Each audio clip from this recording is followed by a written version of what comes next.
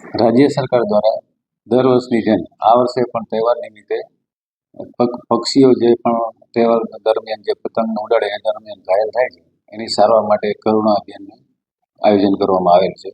આ માટે જામનગર મહાનગરપાલિકા દ્વારા યાર્ડ માર્કેટિંગ યાર્ડ વાળો જે રોડ છે ત્યાંથી આપણું એક ગૌશાળા છે. ગૌશાળા ખાતે એક આનું હેલ્થ કેર સેન્ટર ટેમ્પરરી ઊભું કરવામાં આવેલ છે.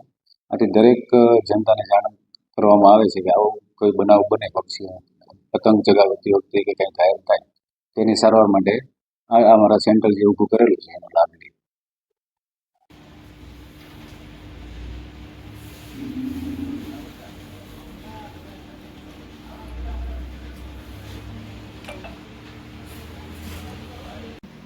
બોડીમાં આવી છે ડ્રેસિંગ મટીરિયલ બધું